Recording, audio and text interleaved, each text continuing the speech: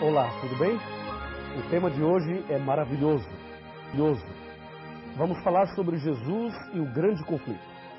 Aqui em 6 está escrito: Respondeu-lhe Jesus: Eu sou o caminho, a verdade e a vida. E ninguém vem ao Pai senão por mim. Esta é a maior verdade sobre Jesus. Ele é o caminho, a verdade e a vida, e que ninguém será salvo senão por ele. A questão é a seguinte: lá em Daniel 8, verso 12, diz que Satanás jogaria a verdade por terra. E para fazer isso, Satanás usaria a igreja romana e as suas filhas. E assim, Satanás pisaria na verdade. Jesus é a verdade. Eu pergunto, será que Satanás pode jogar Jesus por terra? Claro que não, absolutamente não. Então, como ele trabalharia para pisar na verdade sobre Jesus? De acordo com a Bíblia, Jesus é o nosso único mediador, está aqui em 1 Timóteo 2, verso 5, há um só Deus e um só mediador entre Deus e os homens, Cristo Jesus, homem. Então Jesus é o único mediador, Jesus é o nosso advogado, que está interligado em uma coisa com a outra, e Jesus é o nosso suficiente e poderoso Salvador. Então Satanás odeia Jesus Cristo. Esse ódio começou lá no céu. Aqui em Apocalipse capítulo 12, versículo 7, está escrito assim, Houve peleja no céu. Miguel e os seus anjos pelejaram contra o dragão. E também pelejaram o dragão e os seus anjos. E aí o verso 8 continua descrevendo essa guerra. Percebe aí a ira do dragão, e nesse caso o dragão é Satanás, contra Miguel, nesse caso Miguel é Jesus. Então, desde o céu, Satanás odeia Jesus Cristo. E por isso ele começou uma terrível perseguição a Jesus. O resultado é que Satanás foi expulso do céu.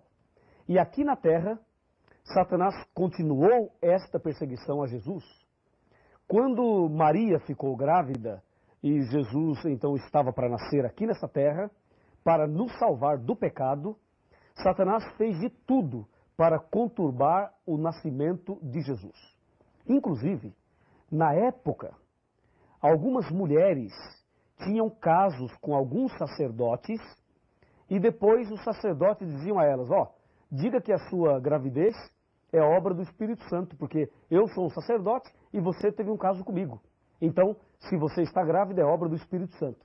E essa ideia começou a ser usada, espalhada naquela época, e quando a Maria ficou grávida e disse que era obra do Espírito Santo, então muitas pessoas não acreditaram, achando que Maria era mais uma vítima daquele sistema pecaminoso entre os homens maus. Satanás armou tudo para tentar conturbar o nascimento de Jesus. Ele não conseguiu atrapalhar, Jesus nasceu, e quando Jesus tinha mais ou menos 2 anos de idade, Satanás entrou em Herodes e mandou matar todas as crianças de 2 anos para baixo.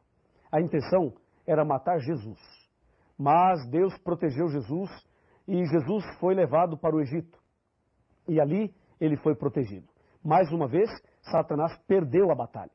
Perdeu no céu e perdeu ali no nascimento de Jesus. O tempo passou, Jesus cresceu e aos 30 anos foi batizado no Rio Jordão por João Batista. E aí, após o batismo, aconteceram algumas coisas muito interessantes que nós vamos conversar agora. Me acompanhe, por favor. Vamos analisar exatamente o que aconteceu ali após o batismo de nosso Senhor Jesus Cristo. Jesus foi batizado e após esse batismo, ele foi ao deserto.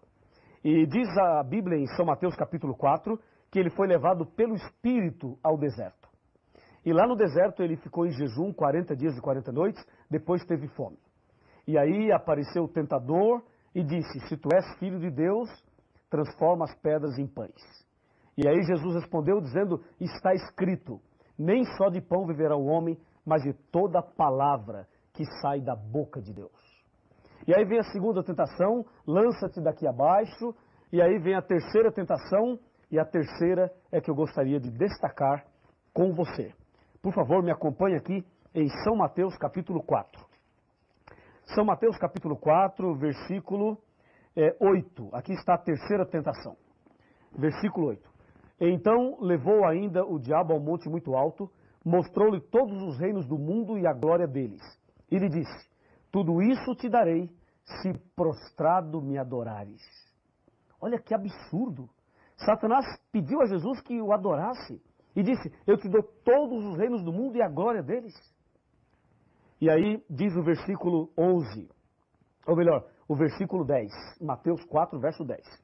Então Jesus lhe ordenou: retira-te, Satanás, porque está escrito: ao Senhor teu Deus adorarás e só a Ele darás culto. Que maravilha! Jesus foi firme ali. E você pode perceber que Satanás sempre tentando levar Jesus a cometer algum pecado, algum deslize, e sempre tentando atrapalhar o plano da salvação. A ira de Satanás contra Jesus começou lá no céu, depois veio para a terra, e como você pode perceber aqui, em cada fase da vida de Jesus, ali está Satanás tentando atrapalhar. Onde Jesus ia, tinha uma pessoa com problema, uma pessoa cega, uma pessoa aleijada, uma pessoa possessa, uma pessoa com algum tipo de problema. Ou seja, Satanás colocava o problema ali, e Jesus chegava e tirava o problema. Jesus colocava a mão e curava as pessoas. Jesus chegava e os demônios iam embora. Jesus libertava aquela pessoa. E assim, toda a vida de Cristo foi uma vida também envolvida no grande conflito. De um lado, Satanás perturbando, atrapalhando. Do outro lado, Jesus amando, curando, libertando, salvando as pessoas. Até que o tempo foi passando. E chegou o momento em que Jesus deveria ir a Jerusalém. E ali Jesus deveria ser entregue, deveria ser preso e deveria ser morto. E aí aconteceu um fato muito curioso que nós vamos ver na Bíblia. Mas antes de ver, quero lhe fazer uma pergunta. Na sua opinião, Satanás queria que Jesus morresse? Sim ou não? Na sua opinião, você acha que o diabo gostaria que Jesus morresse? Vamos pensar. Se Jesus morresse, o que o diabo ganharia com isso? Aparentemente nada. Pelo contrário, a morte de Cristo seria a derrota de Satanás. Mas se Satanás não tentasse Jesus, se Jesus não morresse, o que teria acontecido? Percebe? Satanás, se ele pudesse matar uma pessoa, ele mataria quem é cristão ou quem não é cristão. Ele mataria quem serve a Deus ou quem não serve. Resposta: se o diabo pudesse matar e ele matasse um cristão, o que o diabo ganharia com a morte de um cristão? Não ganharia nada, porque o cristão morreria salvo e a morte do cristão ainda poderia salvar outras pessoas. É ou não é? Agora, se o diabo matar uma pessoa que não é cristã, além da pessoa morrer perdida, então Satanás ali conseguiu tirar uma vida. Logo, se ele pudesse matar, ele mataria uma pessoa não cristã. Agora, e no caso de Jesus? Satanás queria que Jesus morresse ou não? Resposta: houve um tempo em que Satanás desejou a morte de Cristo. Mas houve um tempo em que ele não desejou a morte de Cristo. Houve um tempo em que ele queria que Jesus pecasse. Pecasse. A ideia era essa. Por isso que em Mateus 4, ele tenta Jesus para Jesus pecar. E à medida que Jesus não cai, veja então o que aconteceu. Mateus capítulo 16. Abra sua Bíblia e veja o que diz São Mateus 16. São Mateus 16, nós vamos ler aqui a partir do versículo 21. Está escrito: